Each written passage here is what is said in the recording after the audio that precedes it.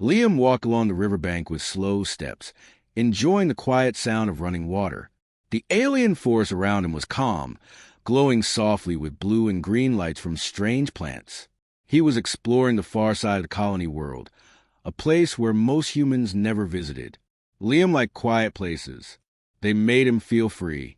As he walked, he heard a strange splash. At first, he thought it was just a big fish. But then he heard a sharp cry, deep and rough, not like anything he'd heard before.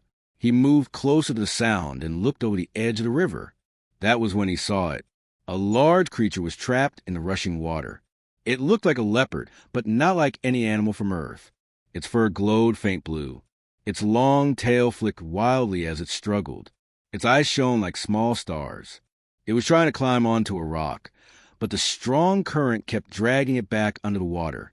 Liam froze for a moment. He had seen pictures of these creatures before. The colonists called them star leopards. They were rare and dangerous. But now this one was drowning.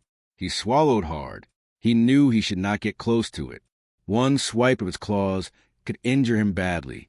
But the creature let out another cry, weaker this time. It was losing strength. Liam felt something inside him twist. He could not let it die. He knew it. Before he could think too much, he dropped his pack and jumped into the cold water. The river pulled at him hard. He pushed forward with all his strength. He swam toward the struggling creature, letting the current carry him close enough to grab its fur. The leopard hissed and tried to pull away, but it was too tired to fight. Liam wrapped his arm around its neck and held on tight. The current pushed them both down, and for a second Liam feared they would both drown. But he kicked hard toward the shore, dragging the heavy creature with him. It felt like hours, but finally his hand reached the rocks near the bank. He pulled himself up first, then grabbed the leopard again and dragged it out of the river. They both collapsed on the wet ground, gasping for air. Liam lay there for a moment, shaking from the cold. Then he slowly sat up to look at the creature. The star leopard was lying on its side, coughing water out of its mouth. Its glowing fur dimmed and brightened with each breath. It looked weak and afraid, but also alert. It stared right at him. Liam knew he should keep his distance. He moved back a little, raising his hands to show he meant no harm. The leopard's ears twitched.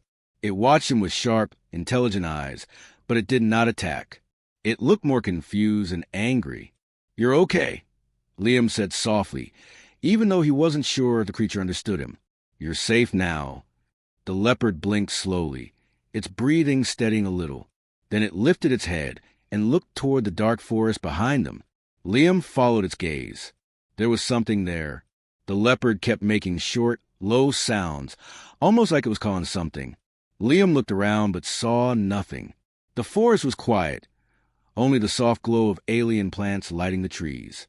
The leopard tried to stand but staggered. Its legs shook as if it had been running for a long time before falling into the water. Liam took a cautious step forward. "Easy," he whispered. He did not want to scare it, but he felt something was wrong. The leopard was not just lost. It was looking for something, or someone. The creature limped toward the trees. Then it stopped, turned back, and looked at Liam. Its eyes were wide and bright, and somehow Liam felt like it wanted him to follow. He hesitated. This was dangerous. But something pushed him forward, a feeling that the creature needed help. He picked up his pack, took a deep breath, and walked after it. The leopard led him through the thick forest, moving slowly because of its injury. Liam kept a careful distance, staying close enough not to lose sight of it. Soon the trees grew darker, and the air became cooler. The forest seemed to grow silent, as if holding its breath. Finally, the leopard stopped near a large stone formation. It lowered its head and made a soft, shaking sound. Liam stepped closer, his eyes adjusting to the dim light. Then he saw it, a small opening in the rocks, a tiny cave. Inside were three little shapes curled together, barely moving. Small heads lifted weakly. Tiny blue eyes blinked. They were cubs, star leopard cubs. Liam's heart dropped. The adult leopard had not just been lost. It had been trying to reach its cubs across the river. And now, seeing them so weak and helpless, Liam understood why it had led him here. The creature looked at him again, its eyes full of fear and hope at the same time. Liam slowly knelt down. "It's okay," he whispered. "I'll help them. I promise." And for the first time, the star leopard relaxed. Its glowing fur shimmered softly, like a quiet thank you in the dark. Liam stepped closer to the small cave, moving slowly so he wouldn't frighten the injured star leopard or the cubs. The air inside the opening felt warm compared to the forest, and it carried a soft smell, something like crushed flowers and wet stone. The cubs made tiny whimpering sounds as they shifted in shadows. The adult leopard lay down near them, breathing heavily. It was clear now that it was a mother. She nudged her cubs with her nose, checking each one, making sure they were all still alive. Liam watched quietly. He didn't want to scare her by moving too fast. Even hurt, she could strike him if she felt threatened. After a moment, the mother leopard looked at him again. Her glowing blue eyes softened just a little. She didn't trust him fully, but she didn't fear him anymore either. It almost felt like she was asking him to do something. Liam lowered his pack and pulled out a small flashlight. He turned it on and shined it gently into the cave. The light revealed the cubs clearly for the first time. They were tiny, no bigger than house cats, and their fur glowed faintly like their mother's. One cub tried to stand but fell back down, too weak to move. Another let out a tiny sneeze. "They're dehydrated," Liam whispered to himself. "Probably hungry, too." He glanced at the mother leopard. She watched him without blinking. Her sides rose and fell slowly. Liam could see how exhausted she was. She must have spent all her strength trying to reach them, only to be swept into the river. Liam opened a small water bottle from his pack. He poured a little into the cap and pushed it carefully toward the nearest cub. The mother leopard tensed, but she didn't growl. She only watched. The cub sniffed the water weakly, then slowly began to drink. The other cubs crawled over to it, their small legs shaking. Soon all three were lapping tiny drops from the cap. The sight made Liam breathe with relief. At least he could help them a little. After drinking, the cubs curled against their mother's warm fur. The mother leopard rested her head on the ground, clearly exhausted but calmer than before. Liam sat at the mouth of the cave, watching the forest outside. The strange glowing plants gently lit the trees. The wind moved through the leaves, making a soft, musical sound. Everything looked peaceful, but Liam felt something else, an uneasy feeling, like the forest was watching them. He turned back to the cave. "You brought me here for a reason," he whispered to the mother leopard. "But is this place really safe?" As if she sensed what he said, the leopard lifted her head slightly. She made a low sound, not a warning, not a threat. It was more like a worried call. She stretched out her paw weakly toward the entrance of the cave and then let it drop again. Liam followed her gaze. At first he saw nothing, but then he noticed the ground. The leaves and moss were disturbed, not just by the mother leopard's tracks, but by something else. Something bigger. The marks looked wide and deep, like heavy feet dragging across the forest floor. Something had been near the cave recently. Something large. Liam swallowed hard. "That's not good." He stood up and moved outside to look more closely. He crouched near the tracks. They were fresh. The earth was still damp where something heavy had stepped. The tracks led away into the deeper forest, but they also circled the area around the cave. Something had found the cubs before. Something dangerous enough that the mother leopard had risked the river to escape it. Liam felt a chill crawl up his spine. The forest was quiet again, too quiet. He walked back to the cave entrance slowly. The mother leopard followed him with tired eyes, sensing his concern. The cub slept against her side, still too weak to stand. Liam sat down again, thinking he couldn't leave them here alone. If he walked away now, whatever had left those tracks might come back. But staying meant he had to protect them, and he didn't know what lived in these forests besides the star leopards. The mother leopard shifted slightly. She nudged him with her nose, just once, gentle, almost like a push. Liam blinked in surprise. "You want me to stay?" he asked softly. She lowered her head in a slow, weak motion. Liam took that as a yes. He stayed at the cave entrance, keeping watch. The forest felt different now. The trees creaked. The wind dropped. Even the glowing plants seemed dimmer. Hours passed slowly. Liam kept listening, watching, waiting. He checked the cubs from time to time, giving them more water. They still couldn't stand, but their glow looked a little brighter. Finally, the mother leopard lifted her head again. She made a soft noise, almost like a sigh. Liam turned to her. "What is it?" he whispered. She looked past him, toward the dark woods. Liam followed her gaze, and then he saw it. Two faint, glowing shapes moving between the trees. 2 eyes, then 4, then 6. Slow, watching, silent. Something was coming. Liam's heart tightened. He stood up, ready to defend the cave, even though he had no weapon. But one thing was clear. The mother leopard had been right to bring him here. Because whatever was out there, it was coming for the cubs. Liam stood perfectly still at the cave entrance, staring at the glowing shapes in the forest. At first he thought they were wild animals, but then the light shifted. The shapes straightened. They stood higher. Their eyes were steady and cold. These were not animals. These were people. The shapes stepped closer, and Liam finally saw them clearly.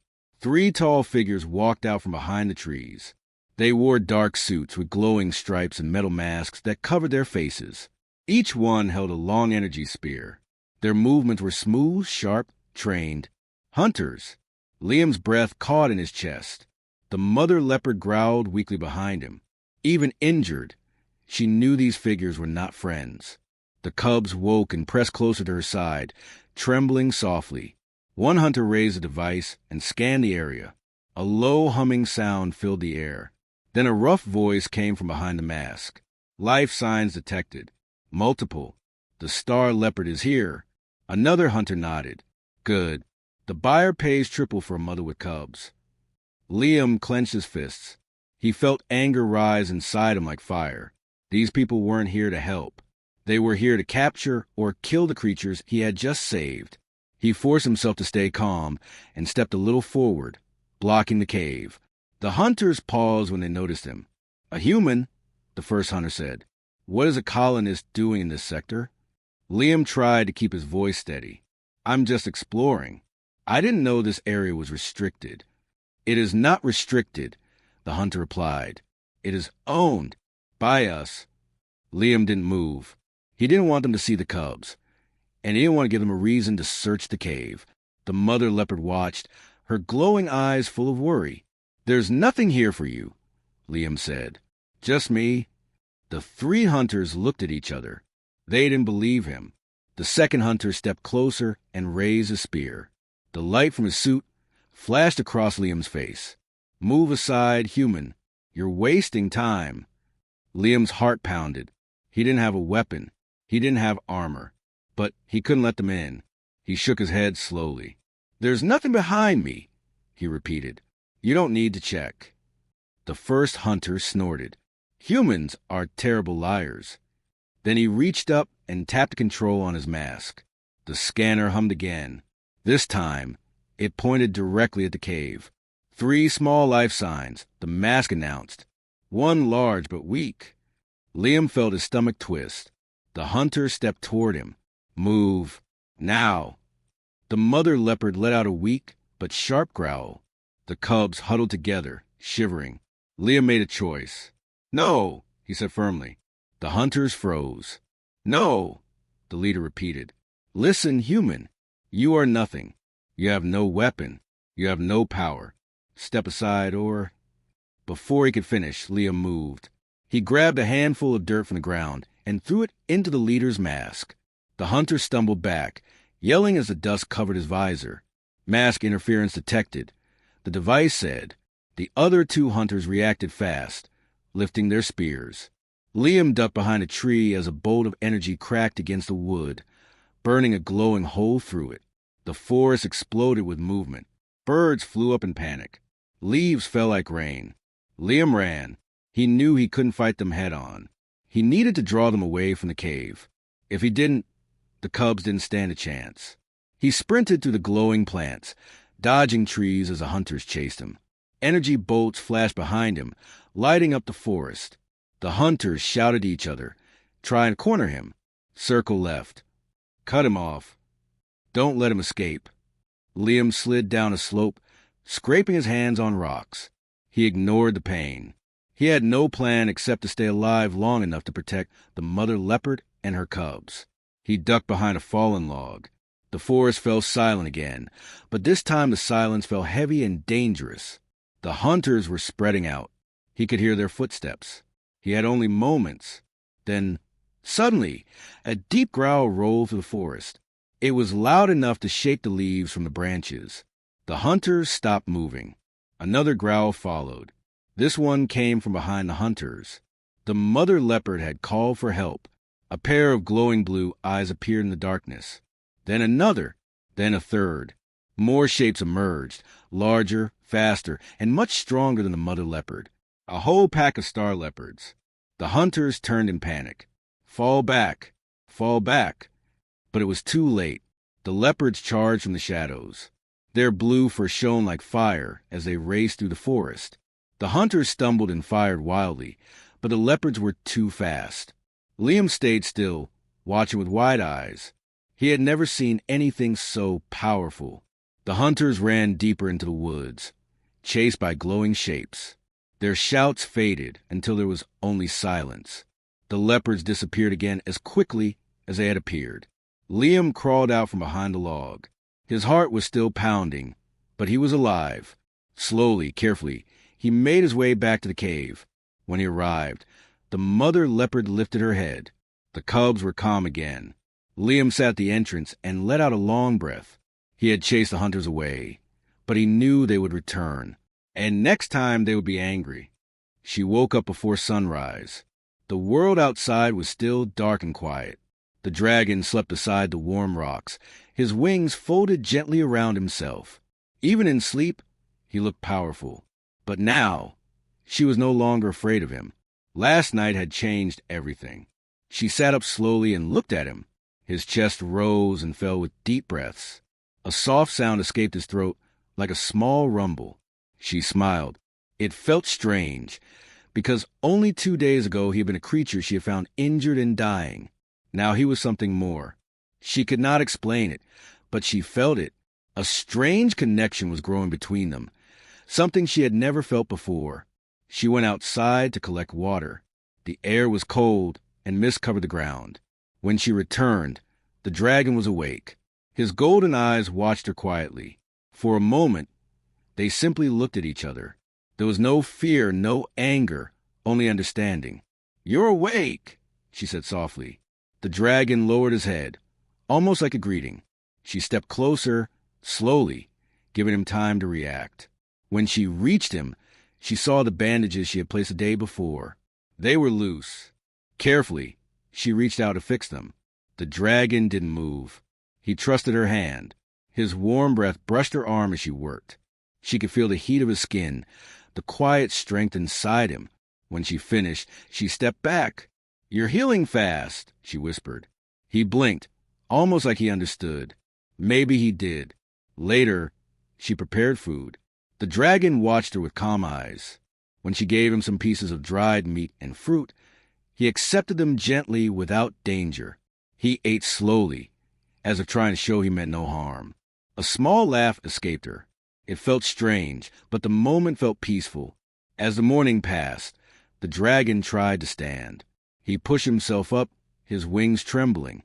Pain showed on his face, but he did not give up. She hurried to his side.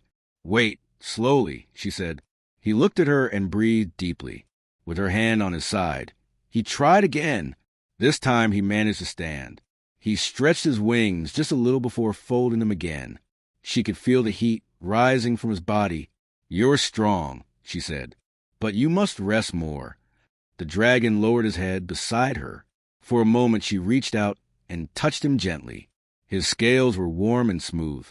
He closed his eyes, enjoying the touch. She felt something stir inside her, an emotion warm and unfamiliar. Maybe it was trust. Maybe it was something deeper. As the sun rose, she noticed he was becoming restless. His head kept turning toward the sky. His ears twitched. Something was bothering him. She looked up, but she saw nothing. "Is someone coming?" she whispered. The dragon's eyes narrowed. He lowered his body, ready to defend. But after a few moments, The tension faded. Maybe it was only instinct. Or maybe danger was close. She remembered the hunters. They were still out there, searching. She had no way to protect them if they found them. A wave of fear rushed through her. The dragon noticed. He moved closer and gently nudged her with his head. It felt like he was telling her not to be afraid. "You're trying to protect me," she said, surprised. He blinked. It felt like a yes. Throughout the day, she stayed by his side. She cleaned his wounds again and changed the bandages. Every time she touched him, he stayed calm. He trusted her hands completely now. When she spoke to him, he listened like he understood every word. As the sun began to set, the sky turned orange and purple. The cave glowed with warm light. She sat beside him, leaning against a rock. The dragon lay beside her, his tail curled around her feet. The closeness felt natural now, almost comforting. "Why did you come here?" she asked softly. "Why were you alone?" The dragon opened his eyes. They were filled with sadness. She didn't need words to understand. He had lost something, or someone. She felt her chest tighten. "I'm sorry," she said. The dragon lowered his head onto the ground, inches from her hand.